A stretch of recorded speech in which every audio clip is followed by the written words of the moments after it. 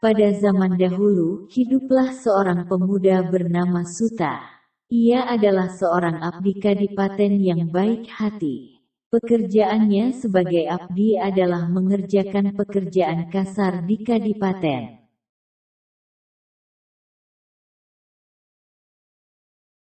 Pada suatu hari, Suta sedang berjalan-jalan memeriksa sudut-sudut wilayah kadipaten. Tiba-tiba ia mendengar suara perempuan sedang menjerit-jerit ketakutan. Suta segera bergegas berlari ke arah sumber suara tersebut. Setelah mencari kesana kemari, Suta berhenti di sebuah pohon yang besar.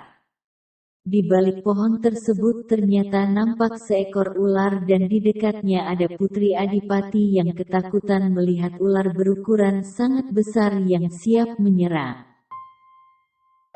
Sebenarnya, Suta juga merasa takut melihat ular sebesar itu.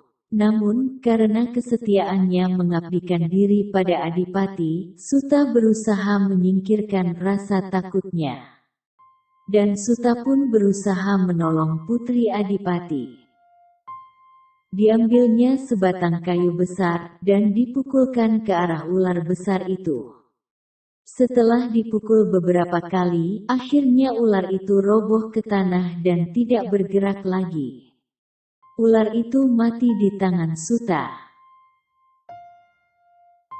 Melihat kejadian itu, Putri Adipati merasa senang dan mengucapkan banyak terima kasih pada Suta yang telah menolongnya. Keberanian Suta membuat Putri Adipati menjadi kagum dan menyukainya. Setelah kejadian itu, mereka menjadi akrab dan sering bertemu.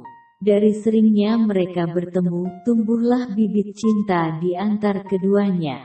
Mereka saling mencintai, walaupun perbedaan derajat kala itu tidak membolehkan seorang abdi mencintai putri. Kanjeng Adipati yang mendengar berita bahwa putrinya menyukai Suta menjadi murka. Ia merasa malu jika putri yang disayanginya menikah dengan seorang abdi kadipaten yang miskin. Adipati pun lalu memerintahkan putrinya untuk menjauhi Suta. Putri Adipati menjadi sedih karena dilarang bertemu dengan Suta. Setelah itu, tersiar kabar yang lebih memprihatinkan, bahwa ternyata Suta dimasukkan dalam penjara bawah tanah oleh Kanjeng Adipati. Tidak hanya itu, selama di penjara, Suta tidak diberi makan dan minum. Penjara itu sendiri digenangi air, sehingga membuat Suta demam tinggi karena dinginnya genangan air tersebut. Mendengar berita itu, Putri Adipati pun tidak tahan lagi. Ia pun mencari cara untuk menolong Suta. Bukan hanya karena putri mencintainya, namun juga karena putri pernah berhutang nyawa pada Suta saat dirinya diselamatkan dari serangan ular besar. Putri Adipati lalu menemui abdi kepercayaannya dan memaksanya untuk mengeluarkan Suta dari dalam penjara bawah tanah. Abdi kepercayaan itu lalu menyusup ke dalam penjara dan bertemu Suta yang sedang terserang demam tinggi. Segera abdi kepercayaan membawa Suta keluar dari penjara tersebut secara diam-diam.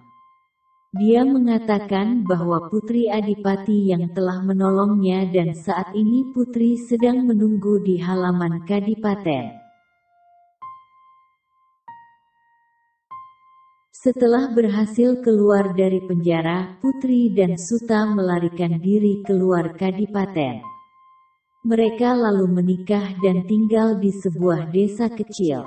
Kini desa itu disebut Desa Baturaden, asal kata dari Batur yang artinya abdi, dan Raden yang menunjukkan keturunan Adipati.